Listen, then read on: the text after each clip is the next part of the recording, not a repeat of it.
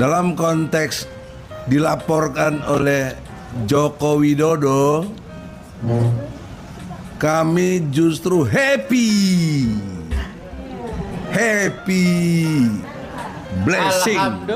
Alhamdulillah. Jadi saya pakai strategi pandangan, tahu nggak? Lo kalau memanah tarik busur ke belakang nggak? Tarik.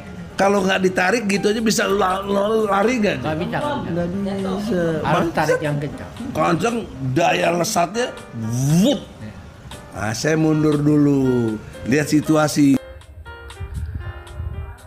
Pemirsa, setelah pada Rabu kemarin, Presiden ke-7 Republik Indonesia, Bapak Joko Widodo mendatangi Polda Metro Jaya, melaporkan semacam kemelut, ya katakanlah seperti itu, atau mungkin tepatnya semacam polemik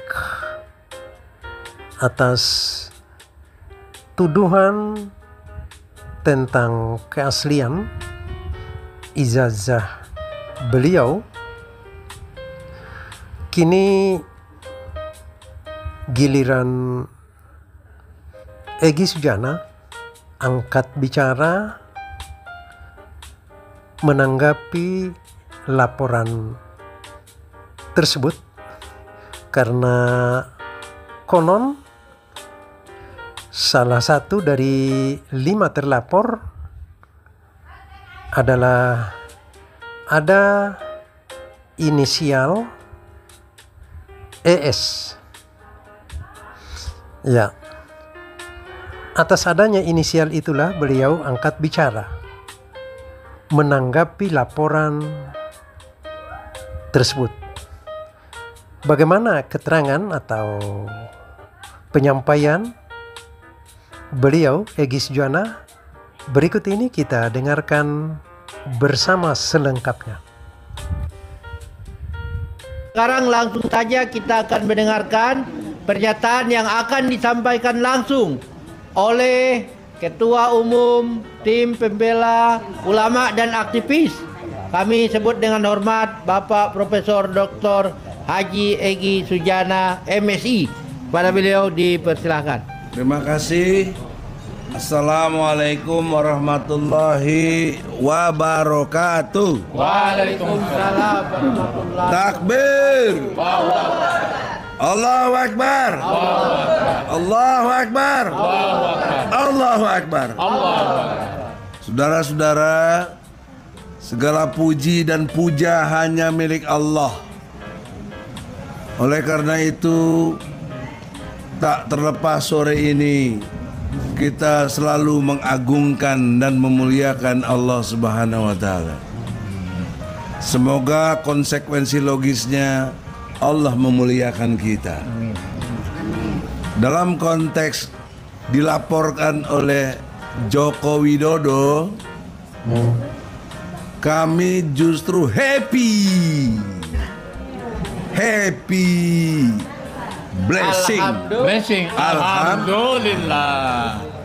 Artinya Jokowi harus menunjukkan ijazah aslinya. Iya. Cocok. Itu logika sederhana. Jadi jangan pikir kita ketakutan. Oi. Happy. Jadi karena happy, gimana sih orang happy? Bahagia gitu loh.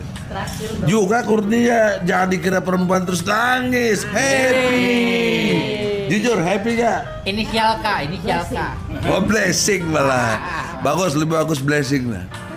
Itu anugerah dari Allah. Karena ini dari dulu 3 tahun kita udah berjuang supaya Jokowi muncul. Dia sudah muncul sekarang. Terangkap. Maka berkonsekuensi logis, polisi harus membuat lab krim, lab 4 ya, lembaga untuk yang meneliti laboratorium forensik dari Mabes Polri, betul-betul meneliti. Kalau tambah yakin dari Belanda sekaligus, untuk di lab krimnya itu supaya akurat. ada penipuan atau tidak. Jangan disumput-sumputin kata orang Sunda, atau ditutup-tutupi. Sebagaimana kita datang ke Solo tidak diperlihatkan, tapi kepada wartawan diperlihatkan. Kurang lebih 11 wartawan. Kami tunggu kejujuran wartawan. Boleh dipoto. Yang walaupun nggak boleh, bahkan kalian ingatannya kuat wartawan. Wajahnya apa yang ada di ijazah itu yang mana, apa yang pakai kacamata. Kalau itu sudah dipastikan palsu oleh Dr. Rismond Sianipar, top. Dan juga dianalisis oleh Roy Suryo di ILC, saya lihat dengan jelas, juga jelas. Juga Dr. Tifa dengan bahasanya yang khas dari beliau juga menguak ketidakbenarannya. TPUA punya prinsip ilmiah, yaitu os jubedil. Ya. Os itu objektif, sistematis, toleran. Objektif maknanya kita tidak memihak. Walaupun kita sedang menuduh, tapi kita tidak memihak. Kita betul-betul objek yang dipersoalkan adalah ijazah. Memang pada tingkat perdata, hak pembuktian kewajibannya ada pada kami, terutama klien kami Bambang Tri dan Gus Nur. Tetapi dilalahnya, di sini juga blessing lagi dari Allah. Ketika baru 2 kali sidang, mau ketiga sedang mediasi, ditangkaplah Bambang Tri dan Gus Nur. Sementara saya data-data belum lengkap, saya punya saksi-saksi siapa yang harus tampilkan belum, karena belum masuk agendanya. Jadi terpaksalah kehilangan momentum untuk itu. Karena saya ngerti hukum, saya cabut gugatan pertama. Nah, dengan dicabut gugatan pertama, posisi 0-0. Bukan kalah. Anaknya Otto, Yakub, lo apa ngomong kita dikalahkan? Kapan kita kalah? Ya. Dicabut itu maknanya nggak masuk pokok perkara. Kita ini tidak takut dan tidak ada apapun kecuali menyadari kelemahan dalam proses pembuktian. Nah, kelemahan ini supaya kita nggak ketahuan dan belum punya segala macam, saya cabut dong. Jadi jatuhnya seri 0-0 gitu. Berpaculah kita dengan waktu kurang lebih 6 bulan meladeni sidang-sidang di Surakarta. Seingat saya tiap hari Kamis, setiap minggu, setiap hari Kamisnya kita datang ke Solo. Ongkos sendiri, apa sendirilah, tahu sendiri namanya perjuangan lah. Luar biasa, 6 bulan itu berapa minggu tuh, kali 4 lah, ya toh? Jadi cukup sangat melelahkan dan menyakitkan hati. Nah, dalam proses pembuktian confirm tidak ada 30 orang saksi melihat satupun ijazah asli, nggak ada yang lihat. Ya, termasuk kepala sekolah SD, SMP, SMA, teman sekelas, teman OSIS, kemudian guru-gurunya datang jadi saksi sebanyak 27 orang dari pihak mereka. Dibagi 5 ahli, ada profesor doktor bidang pidana, sosiologi, bidang agama, ada yang filsafat juga. Nah, dari kita 3 orang tampil sebagai saksi ahli, yaitu Rocky Gerung, ahli filsafat. Siapa yang meragukan pikiran Rocky? The best Rocky. Sepanjang saya tahu nggak pernah ada yang ngalahin si Rocky itu kalau lagi debat. Dia saksi, bahkan jaksa keteteran pada waktu itu. Gitu. Yang kedua, Profesor Aceng dari UPI Bandung, ahli bahasa. Karena itu kan menyangkut soal bahasa. Dianggap kegaduhan, dianggap heboh, dianggap mempunyai provokasi memfitnah dan lain sebagainya. Saya panggil itu Profesor Aceng, ahli bahasa Indonesia. Sementara dari pihak sana tampilnya muridnya si Aceng. Kita kelasnya guru besar deh murid. Jaksa datengin tuh. Ya. Ada di podcast tuh banyak sekali. Saya debat dia, nggak punya teori. Saya heran profesor nggak punya teori itu. Profesor itu idealnya punya teori. Apa teorinya? Banyaknya profesor profesor karena administratif gitu loh. Bukan karena punya ilmu dalam arti membuat teori. Osjubedil murni teori saya. Gelar profesor saya dari Malaysia. Sudah diverifikasi. Ketika saya calon DPR RI, nggak mungkin nggak diverifikasi. Oleh KPU, oleh PKS, diverifikasi. Clear. Makanya waktu di surat pemilih ada nama Profesor Doktor. Kalau ada palsunya, ya kagak bisa loh pakai profesor. Udah dipersoalin banget saya. Dia cari betul kelemahan saya. Nah, jadi bagi yang nanya-nanya dan sering fitnah saya, itu faktanya. Termasuk sekarang saya difitnah, nggak datang ke Solo ini Bogono begini. Lu paling lu pitak, lu gak punya ilmu strategi taktik. Perang tuh mesti pakai strategi taktik. Jadi saya pakai strategi panahan. Tahu nggak? Lu kalau memanah tarik busur ke belakang nggak? Tarik. Kalau nggak ditarik gitu aja bisa lari nggak? Nggak bisa. Nggak bisa. Harus tarik yang kencang. Kencang, daya lesatnya, wup. Nah, saya mundur dulu, lihat situasi, mana kutu kupret tuh. Gitu loh. Muncullah Joko Widodo ke Polda Metro Jaya. Dan saya kritik Polda Metro Jaya. Mengapa menerima Jokowi seperti istimewa betul? Dia tuh warga negara sudah, bukan lagi presiden. Kalaupun juga ada presiden, berlaku pasal 27 ayat 1. Persamaan di depan hukum. Tidak ada kecualinya. Ya. Jadi Jokowi, Egy Sujana, Prabowo sekarang presiden, di depan hukum dan pemerintahan sama. Itu pasal 27 ayat 1 UUD 45. Jangan nggak ngerti hukum. Bandingannya waktu kita melapor ke Polda, betul? Ya. Melaporkan Usman. Sampai hari ini nggak diproses. Anwar Usman. Udah luar biasa capeknya kita debat itu. 8 jam. 8 jam di Polda debat hanya untuk supaya Usman ditangkap. Waktu itu nggak ada yang berani ngelaporin. Kita laporin. Tapi nggak diterima, dia dibikin pengaduan. Tapi sampai hari ini sudah 3 tahun berjalan tidak diupayakan. Ini ketidakbagusan polisi. Sigit, lo perhatiin itu Kapolda itu nggak benar. Malah diduga Kapolda kena kasus Pertamina lagi. Tapi kita nggak usil lah, nggak perlu lah itu. Tapi janganlah hak hukum kita juga dikurangi dong.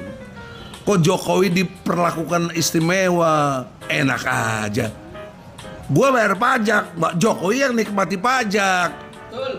Gila apa? Malam mobilnya itu, Menurut fakta pembangunan di Indonesia 82% pajak. Bukan dari barang sumber daya alam yang berupa tambang, emas, minyak. Dari itu cuma dapat 7%. Artinya pembangunan ini nyekek rakyat. Makan minumannya 12% coba. Ini jolim betul. Jokowi itu nakodot menurut Quran. Ya, dalam surat 16 ayatnya 92 disebut oleh Allah istilahnya nakodot. Apa nakodot itu? 2 variabelnya. 1, seperti seorang perempuan yang memintal benangnya sudah rapi, diacak-acak lagi. Gitu. Misalnya Bu Kurnia nih lagi nyulam benang rapi kan, dengar suaminya kawin lagi, aduh, gitu. Dihancur-hancurin lagi. Itu nakodot itu. Berani saya tuduh kepada Jokowi apa? Contohnya IKN. Membangun Jakarta itu sudah 450 tahun. 450 tahun itu kota Jayakarta. Kok tiba-tiba semalamnya dipindahin ke IKN itu bagaimana otak itu? Nakodot. Dan terbukti sekarang mangkrak. Yang dulu dukung Jokowi itu, otak di mana otak? Oi, otak. Ini harus dipikir. Jangan dukung terus, otak gak ada kalian tuh. Saudara-saudara, sekarang tiba saatnya kenapa saya dilaporkan dan kenapa saya happy. Dia terjebak dalam dua hal. Satu, dia harus tampilkan alat bukti. Yang kedua, dia nggak ngerti Undang-Undang Nomor 18 Pasal 16 tahun 2003 tentang advokat, bahwa advokat tidak dapat digugat perdata dan tidak dapat dituntut pidana. Tidak dapat. Jadi kok blow on amat sih? Dulu dia telah bersumpah loh demi Allah. Pasal 9 UUD 45 sebagai presiden dan wakil presiden akan menjalankan undang-undang sebaik-baiknya dan seluruh-seluruhnya demi nusa dan bangsa. Oke, sekarang udah bukan presiden. Tapi kan melekat janji kau itu. Apa setelah nggak presiden nggak melekat? Melekat lah. Orang bersumpah demi Allah kok dan pakai Quran. Sekarang anaknya juga jadi wapres, sumpahnya sama. Bahkan sekarang apa? Guru bangsa harusnya kalau dia jadi. Harusnya dia jadi guru bangsa. Ini ya Allah, Jokowi, sadar Jokowi, masih ada waktu. Dalam Islam masih ada kesempatan. Tobat. Jadi saya himbau tobat. Kalau Anda tobat, Allah aja maafkan, masa saya kagak. Oke lah, saya cabut gugatan saya. Oke? Tapi lo tobat lo, gak aku salah. Betul gak? Betul. Setuju gak TPU nanti gua ngambil langkah cabut kuasa lo pada marah lagi. Enggak. Tangkap dulu, tangkap. Jadi itu. Nah yang terakhir, polisi profesional lah Anda, karena Anda sudah mengklaim presisi. Jadi prediktifnya itu luar biasa, cepat tanggap, kritis, dan solutif, ya. Nah, dalam konteks presisi, menurut ilmu hukum, kita tanggal 9 Desember tahun 2024 telah buat pengaduan ke Bareskrim. Semua ikut kan? Ya. Jadi dalam ilmu hukum itulah yang didahulukan. Harus didahulukan, diproses. By doing itu, kalau yang Jokowi mau diproses, silahkan untuk kewenangan polisi, tapi buktikan dulu ijazahnya asli apa tidak. Maka oleh karena itu, mana Rustam tuh ngaku mau laporin si Otto? Mana Rustam? Rustam. Aduh, mau laporin nggak? Lapor. Kapan ngomong doang aja lu? Nanti lihat, tunggu saatnya. Kalau Rustam udah bergerak, dia pemuda OKK, Partai Pemersatu Bangsa. Jadi betul-betul bisa menggerakkan orang, insya Allah. Amin. Yang terakhir, Jokowi masih ada waktu. Anda tobat, clear, minta maaf, persislah kayak Soeharto. Soeharto 32 tahun. Dasarnya kurang apa dia tuh, menjolimi rakyat ini. Tapi dia mundur, sadar dia salah, dia mundur. Itu Soeharto. Jadi di akhir hidupnya happy ending. Keluarganya dikejar-kejar. Kalau kau nggak tobat, kau tetap belagu, mampus kau punya keluarga nanti dikejar-kejar. Se-Indonesia, sedunia aja kau udah dikejar oleh OCCRP. Sampai dari saya segitu aja. Yang lain terserah TPUA, lanjutkan. Saya tidak ingin TPUA gaya kepemimpinannya yang sangat paternalistik. Saya tidak mau. Kita harus egaliter karena kita advokat. Oke? Saya serahkan kepada Rahmat Imran yang dimuliakan Allah. Amin. Lanjutkan perjuangan. Lanjut. Takbir. Allahu Akbar. Selamat. Pemirsa, demikian telah kita dengarkan bersama tanggapan dari Egy Sujana atas laporan yang telah dilakukan oleh Bapak Joko Widodo yang terkait dengan kemelut atau polemik keaslian ijazah Bapak Joko Widodo. Tampaknya beliau secara jelas, tegas, dan gamblang memberikan keterangan atau tanggapan tentang hal itu. Tentu saja kita berharap dengan dibawanya polemik ini, penyelesaiannya secara hukum atau ke jalur hukum, diharapkan bisa menyelesaikan atau mengurai masalah ini secara tegas, jelas, dan gamblang pula, sehingga tidak lagi menjadi polemik yang berkepanjangan di masyarakat, sehingga energi masyarakat itu tidak habis dengan hal-hal yang seperti ini. Akan tetapi energi itu dimanfaatkan untuk pembangunan atau untuk hal-hal lain yang lebih positif dalam membangun negeri ini. Saudara, kita berharap penyelesaian masalah ini bisa secara terbuka sehingga menjadi pelajaran bagi seluruh rakyat di negeri ini. Karena melihat kondisi yang seperti kemarin-kemarin, masing-masing pihak atau ada pihak, jadi bukan masing-masing pihak ya, tapi ada pihak yang berkoar-koar di masyarakat, itu menjadi pelajaran yang tidak elok atau tidak elegan, tidak memberikan contoh yang baik bagi rakyat di negeri ini. Ya, sehingga pelajaran ini cukup sebenarnya, kalau saya katakan sangat berbahaya. Bukan cukup lagi, tapi sangat berbahaya untuk pendidikan masyarakat. Karena apa yang dilihatnya itu adalah contoh.